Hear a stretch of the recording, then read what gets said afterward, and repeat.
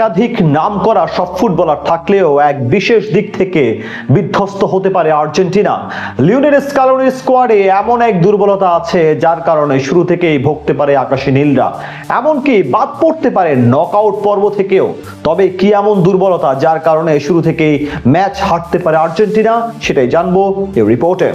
দুনিয়ার সেরা দল আর্জেন্টিনা এবার তেমনই বিশ্বকাপের জন্য অসাধারণ বহর নিয়ে আমেরিকা, মেক্সিকো এবং কানাডায় পাড়ি জমানোর সিদ্ধান্ত নিয়েছেন লিওনেল স্কালোনি। চমকে ভরা শক্তিশালী স্কোয়াড তৈরি করেছেন তিনি, জানিয়ে টানা দ্বিতীয়বারের মতো বিশ্বকাপের শিরোপা জয়ের জন্য প্রস্তুত আকাশী নীল জার্সিধারীরা। তবুও এক বিশেষ দিক থেকে চিন্তায় পড়তে হবে তাদের টিম ম্যানেজমেন্টকে, যার জন্য পুরো টুর্নামেন্টে পড়তে হতে পারে কঠিন বিপাকে। এমনকি আসলে শুরুতে এই দুর্বলতার কারণে হোঁচট খেতে পারে ডিফেন্ডিং চ্যাম্পিয়নরা। দীর্ঘ 36 বছরের অপেক্ষার অবসান ঘটিয়ে কাতারে শিরোপা খরা কাটিয়ে উল্লাসে মেতে ওঠে আর্জেন্টিনা। তবে এবার বিশ্ব আসরের আগে স্কোয়াড ঘোষণা নিয়ে বলা চলে বেশি নাটকীয়তাই চলে টানা কয়েকদিন ধরে।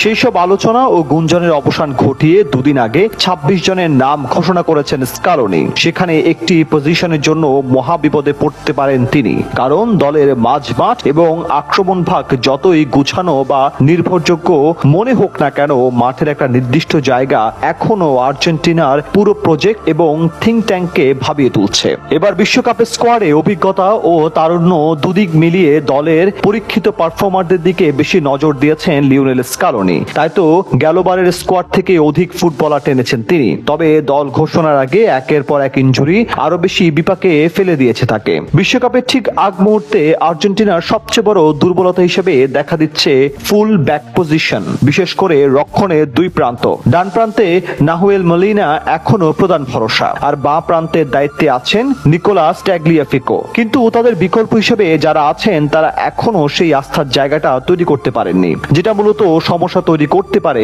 নকআউট পর্ব থেকে। বিশ্বকাপের মতো বড় মঞ্চে যদি কেউ চোটে পড়েন কিংবা ছন্দের ঘাটতি দেখা দেয় কিংবা কোনো ট্যাকটিক্যাল পরিবর্তনের প্রয়োজন হয়, সেখানে আটকে যেতে পারেন স্কালোনি। এই পজিশনের জন্য যাদের বিকল্প ভাবা হচ্ছে তারা কেউই স্টার্টিং একাদশে থাকার মতো নয়। গনজালো মন্তিয়াল, ফাকুন্দো মেদিনা কিংবা লিসান্দ্রো মার্টিনেসকে বিভিন্ন সময়ে জরুরির প্রয়োজনে এই পজিশনগুলোতে খেলানো হয়েছে ঠিকই, কিন্তু ফুল ব্যাক হিসেবে তারা কেউই পুরোপুরি মানানসই নন, যেটা তাদের বিপাকে ফেলতে পারে। কোনো মতে গ্রুপ পর্বের বাধা অতিক্রম করতে পারলেও নক আউটের বড় বড় টিমের সাথে খেলতে হবে, তখন কি করতে হবে সেই চিন্তায় ফেলতে পারে আর্জেন্টাইন টিম ম্যানেজমেন্টকে।